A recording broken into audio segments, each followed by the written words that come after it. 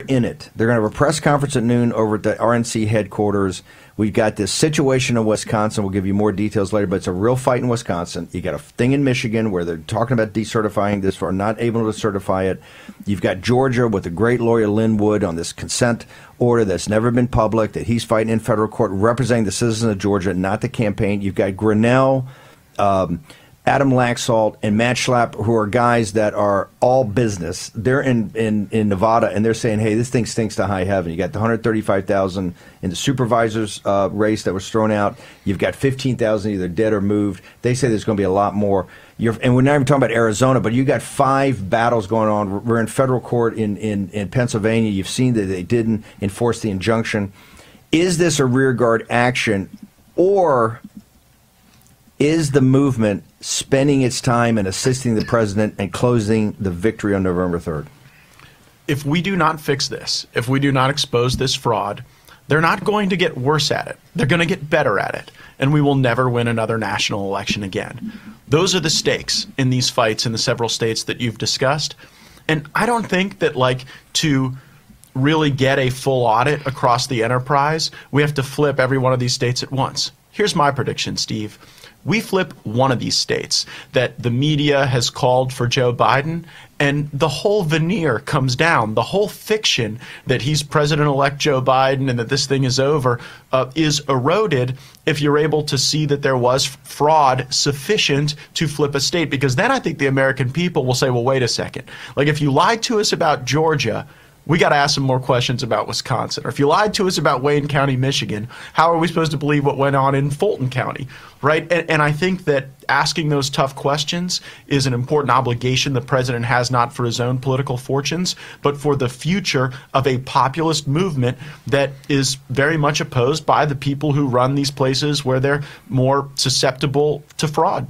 Do you think, look, you're a pretty smart lawyer, do you think in this situation there's enough, as you see it, fraud on a scale that can actually flip it back to Trump? Or has the stuff been so commingled and so messed up that you just got to go the decertification, which eventually kicks it to the House of Representatives? That will be a tough case to make in the absence of one of these states flipping, and the state that is trending. I guarantee a state's got to flip. Well, a state's got to flip, and I think Georgia is really on a positive trajectory for the president. I mean, look, they're not finding errors in Georgia of, like, you know, tens or hundreds of ballots. I mean, they're finding discrepancies that are in the thousands of ballots. The state Republican Party chairman walking through how these incorrect tabulations result in, like, a 6,000–9,000 vote swing toward the president, and that's only looking at a small batch of counties. Imagine when they go statewide and really look at this thing. Whereas people are asking us every day, where's Kemp? Kemp does not exist. If Donald Trump's not actively working for him to win, to beat Stacey Abrams, where is Kemp?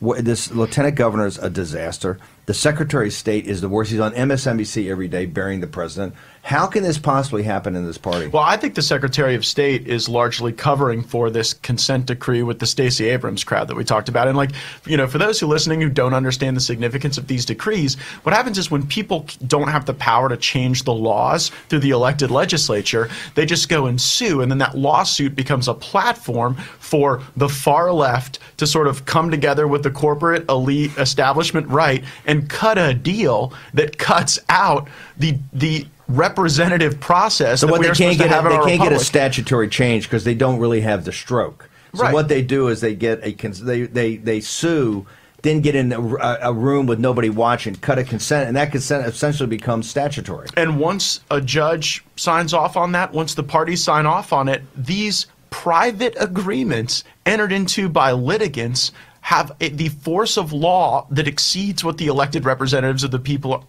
would advocate for and support. And when we talk about something as significant as voting, that is crazy. But to your point, the Democrats lawyered up. Stacey Abrams went and muscled up in the courtroom, and they got these things done while we were sort of planning the next Make America Great Again rally, which was fun and turned out many millions more people, but that I think lacked a requisite focus on the mechanics of voting, and we've got to get better at that.